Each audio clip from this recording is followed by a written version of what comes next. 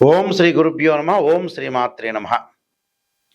July 11వ తారీఖు నుంచి 20వ తారీఖు వరకు కూడా గ్రహగమన గతులు ఏ విధంగా ఉన్నాయి, మేషాది ద్వాదశ రాశుల వాళ్ళకి ఎలాంటి ఫలితాలు జరగబోతున్నాయి, ప్రధానంగా అవి తెలుసుకునే ముందు గ్రహాలు ఏ రాశుల్లో సంచరిస్తున్నాయో తెలుసుకోవాలి. కుజుడు వృషభ రాశిలోను, అలానే బుధుడు మిథున రాశిలోను, శుక్రుడు సింహరాశిలోను, రవి మిథున కర్కాటక రాశిలోను, ఇక మిగతా పెద్ద గ్రహాలైన గురువు కర్కాటకంలోను, శని మీనరాశిలోను, రాహుకేతులు కుంభసింహరాశిలో సంచారం చేయడం జరుగుతుంది. ఈ గ్రహాలన్నింటినీ కూడా మనం పరిశీలన చేసినట్లయితే ఎలాంటి ఫలితాలు జరగబోతున్నాయి. చంద్రుడు 2.5 రోజుల పాటు ఒక రాశి నుంచి మరొక రాశికి మారుతూ ఉంటాడు. మేషాది ద్వాదశ రాశుల వాళ్ళకి గోచారరీత్యా చెప్పబడే ఫలితాల్లో ఈ 10 రోజుల పాటు ఎలాంటి నిర్ణయాలు తీసుకోవాలి, ఎలాంటి ఉద్యోగ ప్రయత్నాలు, వ్యాపార ప్రయత్నాలు, ఎడ్యుకేషన్ పరంగా, వివాహపరంగా, ఆస్తిపాస్తుల విషయంలో కానీ, కోర్టు సమస్యలు కానీ ఎలాంటి జాగ్రత్తలు తీసుకోవాలి, ఎలాంటి నిర్ణయాలు తీసుకోవాలి, ప్రయాణంలో ఎలాగ ఉండాలి అనేది తెలిపేదే గోచారం అంటారు. This is the transit system అంటారు. బర్త్ చార్ట్ వేరు, గోచారం వేరు. బర్త్ చార్ట్కి గోచారానికి లాట్ ఆఫ్ డిఫరెన్స్ ఉంది. బర్త్ చార్ట్ అంటే రాశిచక్రము, నవాంశము, దశమాంశము, ద్వాదశాంశము, సప్తమాంశ చక్రాలని 16 డివిజనబుల్ చార్ట్స్ని మ్యాథమెటికల్ క్యాలిక్యులేషన్ వేసి భవిష్యత్తు ఎలా ఉండబోతుంది తెలిపేది మనకి బర్త్ చార్ట్ అంటారు, నాటల్ చార్ట్ అంటారు. ఈ బర్త్ చార్ట్ అనేది 80% అంటే 80% ఫీచర్ని తెలిపేది ఇది. 20% మాత్రమే సపోర్ట్ చేసేది గోచారం. అంటే గోచారం ఇంపార్టెంట్, బర్త్ చార్ట్ ఇంపార్టెంటే. కానీ గోచారంలో ఈ 10 రోజుల ఫలితాలు, నెల రోజుల ఫలితాలు, సంవత్సర ఫలితాలు మాత్రమే తెలుసుకుంటారు. కానీ లైఫ్ లాంగ్ ప్రొటెక్షన్ ఎప్పుడు కూడా బర్త్ చార్ట్. ఇప్పుడు చెప్పబోయేవి ఏంటంటే మనం గోచారరీత్యా ఎలాంటి మెడికల్ తీసుకోవాలి. ఎందుకంటే అదృష్టం పట్టాలంటే వితిన్ సెకండ్లో ఉండొచ్చు అదృష్టం. చెడు రావాలంటే కూడా వితిన్ సెకండ్లో జరగచ్చు. ఆ సెకండ్లలో జరిగే భవిష్యత్ ఏమిటి, ఈ 10 రోజులు ఎలాంటి నిర్ణయాలు తీసుకోవాలి, ఎలాంటి జాగ్రత్తలు తీసుకోవాలనేదే గోచారం. బర్త్ చార్ట్ కూడా చాలా important, main important birth chart, ఆ తర్వాత గోచారం. రెండు కూడా ఇంపార్టెంటే. ఇక్కడ మేషరాశి దగ్గర నుంచి కూడా మీనరాశి వరకు కూడా ద్వాదశ రాశుల వాళ్ళకి ఎలాంటి ఫలితాలు జరగబోతాయి, ఎలాంటి పరిహారాలు చేసుకోవాలో మనం తెలుసుకుందాం. కన్యా రాశి వారికి 10 రోజుల పాటు ఏ విధంగా ఉండబోతుంది. కన్యా రాశి వారికి లాభస్థానంలో శుక్రుడు గురువు యొక్క సంచారం వల్ల అనుకూలమైన ఫలితాలు,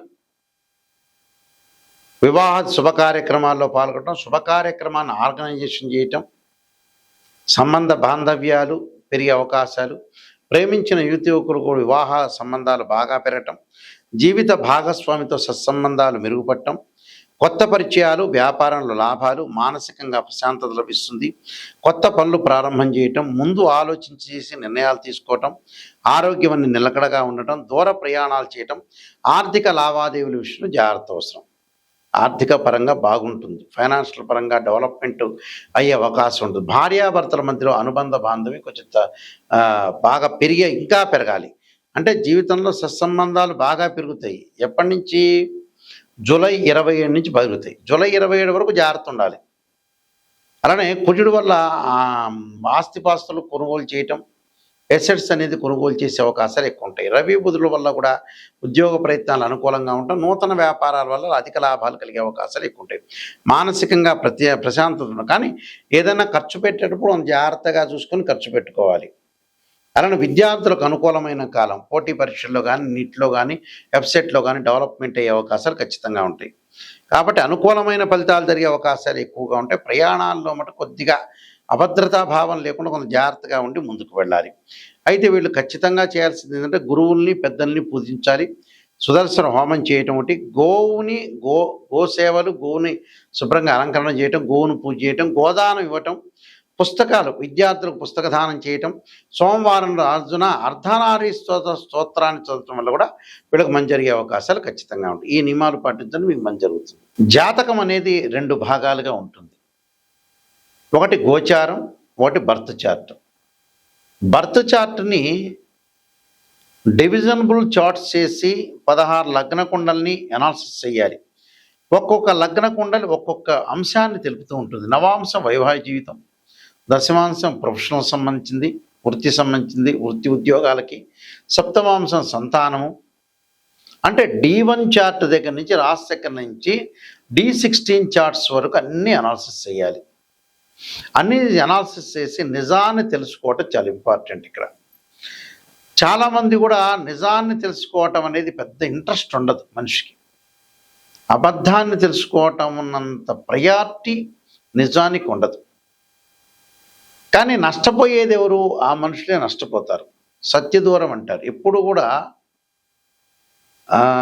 అసత్యపు ముసుగులో ఉండకూడదు. అసత్యపు ముసుగులో ఉంటే వేస్ట్ అయిపోయినట్టు జీవితం. సత్యాన్ని గ్రహించి మన లైఫ్ని ముందుకు వెళ్ళటం అనేది చాలా ఇంపార్టెంట్. ఇక్కడ ఈ డివిజనబుల్ చార్ట్స్ని చూసిన తర్వాత ఉచ్చస్థానము, నీచస్థానము, ద్వాదశాధిపతులు, అంటే ద్వాదశ భావాధిపతులు వేరు, రాశ్యాధిపతులు వేరు, ఏదైతే ఆ రాశిలో ఉన్న గ్రహము వేరు. భావాధిపతులు అంటే ఏమిటంటే ఓనర్స్, ఇంటి ఓనర్స్. రాశ్యాధిపతి అంటే బిల్డరు. ఆ గ్రహం ఏదైతే ఉంటుందో టెనెంట్ అని అర్థం. అంటే మూడింటిని కూడా మనం అనాలిసిస్ చేసి మ్యాథమెటికల్గా క్లారిటీ అనాలిసిస్ చేసి ఎప్పుడు పెళ్ళి అవుతుంది, ఎప్పుడు ఉద్యోగం వస్తుంది, ఎప్పుడు వ్యాపారం ఉంటుంది, ఎలాంటి డబ్బులు సంపాదించగలరు, ఎర్నింగ్ ఎలా ఉండబోతుంది, అప్ అండ్ డౌన్స్ ఉండబోతుందయా, ప్రమాదాలు ఏమైనా ప్రమాదాలు ఏమైనా జరగబోతున్నాయా, యాక్సిడెంట్ జరగబోతున్నాయా, లైఫ్ స్పాన్ ఎలా ఉండబోతుంది, మ్యారేజ్ లైఫ్ ఎలా ఉండబోతుంది, ఎకనామిక్ గ్రోత్ ఎలా ఉండబోతుంది, అలానే పిల్లలకి తల్లిదండ్రులకి మధ్య అవినాభావ సంబంధం, ఎడ్యుకేషన్ సెక్టార్లో ఏ విధంగా ఉండబోతుంది, కోర్టు సమస్యలు ఏంది, బ్రదర్స్ అండ్ సిస్టర్ రిలేషన్ ఏంది, ఆస్తిపాస్తుల అసెట్స్ ఏంది, ఎంతవరకు లైఫ్ స్పాన్ ఉంటుంది, ఇలాంటివన్నీ కూడా తెలిపేది ఏంటంటే బర్త్ చార్ట్. గోచారం ఏంటంటే ఆ వితిన్ సెకండ్స్లో ఎలాంటి మార్పులు, ఎలాంటి చేంజెస్, ఆ 10 రోజుల పాటు ఏ విధంగా ఉండబోతుంది లైఫ్ అనేది ఎలా లీడ్ చేయాలి అని చెప్పేదే ట్రాన్సిట్ సిస్టమ్ అంటారు. ఒకటి ట్రాన్సిట్ సిస్టము, ఒకటేమో బర్త్ చార్ట్. రెండింటిని క్లబ్ చేసి చెప్పడం వేరే ఉంటుంది. అయితే ఎప్పుడైనా సరే జాతకాన్ని చెప్పించుకునేటప్పుడు హారోస్కోప్ని రీడ్ చేసేటప్పుడు ఎక్కడ ఆస్ట్రాలజర్ని మీరు అప్రోచ్ అయినా కూడా గురువు గారు నిజం చెప్పండి, నెగిటివ్ని ఫస్ట్ ప్రయారిటీ ఇవ్వండి అని చెప్పాలి.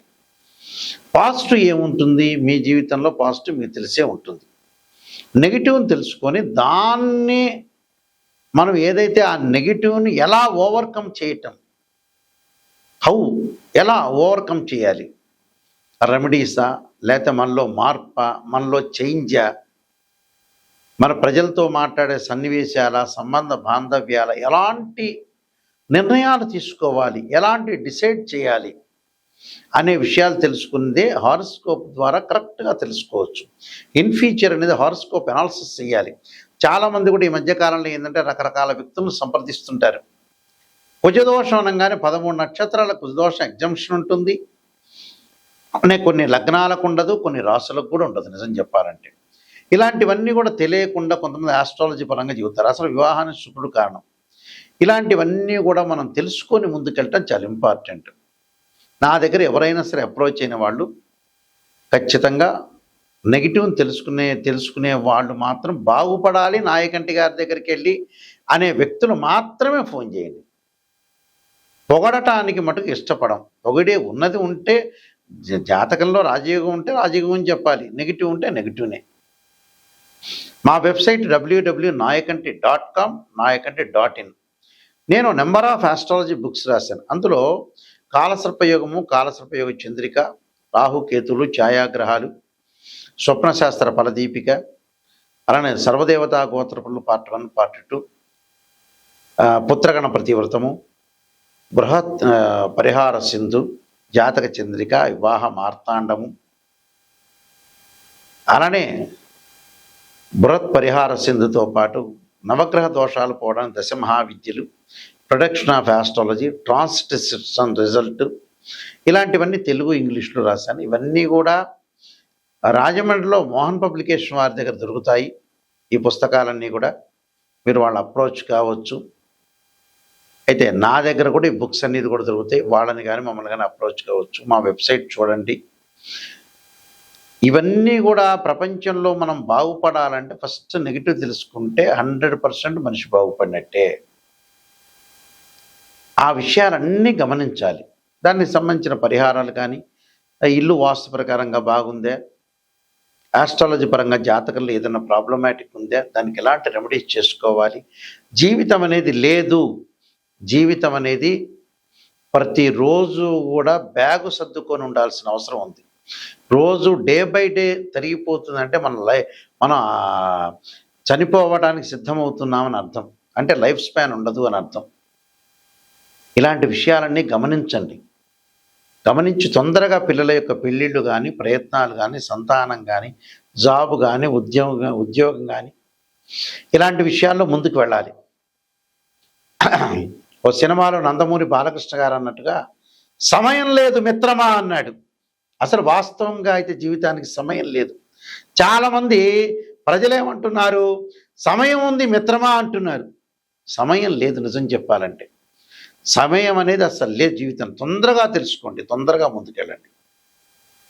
ఫాస్ట్ మూమెంట్లో తొందరగా వెళ్ళడం చాలా ఇంపార్టెంట్. నా నెంబర్కి మీరు ఏదైనా డౌట్లు ఉంటే నా నెంబర్కి స్క్రీన్ మీద స్క్రోలింగ్ అవుతున్న నెంబర్కి నాకు ఫోన్ చేయండి. డైరెక్ట్ నా దగ్గరికి వస్తుంది. ఏంటంటే మేము వంశపారంపర్యంగా చెప్పేవాళ్ళం. మా ఫాదరు, గ్రాండ్ ఫాదర్ కూడా, మా నాన్నగారు కూడా శ్రీశైలంలో ప్రధాన పురోహితులుగా పనిచేశారు. ఆయన ఇంటర్నేషనల్ ఆస్ట్రాలజీ మెంబరు. మా గ్రాండ్ ఫాదర్ కూడా ఇంటర్నేషనల్ ఆస్ట్రాలజీ మెంబర్స్. మేము వంశపారంపర్యంగా చెప్పే వ్యక్తులం కాబట్టి నిజాన్ని తెలుసుకొని ముందుకెళ్ళటం చాలా ఇంపార్టెంట్. ఇవన్నీ ఎందుకు చెబుతున్నానంటే బోర్ అని ఫీల్ కావద్దండి. అవగాహన. చాలామంది ఆస్ట్రాలజర్ దగ్గరికి వెళ్ళిన తర్వాత రకరకాల ఆస్ట్రాలజర్స్ తయారవుతున్నారు. వాళ్ళ దగ్గరికి వెళ్ళిన గురువు గారు ఇది చెప్పలేకపోయాడు, మా అమ్మాయి యొక్క వివాహం అనేది ప్రాబ్లమాటిక్ అయింది, ఆయన చెప్పింటే మేము రెమెడీ చేసుకునేవాళ్ళం, ఆయన తెలియని వాళ్ళు బొచ్చేడంతమంది ఉన్నారు దేశంలో. తెలిసిన వాళ్ళు అతి తక్కువ మంది ఉన్నారు. ఎవడి అదృష్టం అనేది ఉంటే మంచి తెలిసిన వాళ్ళ దగ్గరికి వస్తారు. దురదృష్టవంతులు ఎవరైనా ఉంటే వాళ్ళు ఏదో మామూలు చిన్న చిన్న ఆస్ట్రాలజర్ దగ్గరికి వెళ్తుంటారు. అంటే మన జీవితం కూడా అదృష్టం ఉండాలి. అదృష్టం ఉంటేనే ఆ మంచి వ్యక్తిని కలిసే అవకాశం ఉంటుంది. మీరు అదృష్టం ఉందా లేదా అని మీరు పరీక్ష చేసుకోవాలి. చాలా జాగ్రత్తగా మంచి ఆస్ట్రాలజీని అప్రోచ్ అయ్యి ముందుకెళ్ళాలి. అలానే మీ అందరికీ కూడా పరమేశ్వరి యొక్క అనుగ్రహం ఉండాలని ఆశిస్తూ సర్వే జనా సుఖినో భవంతు.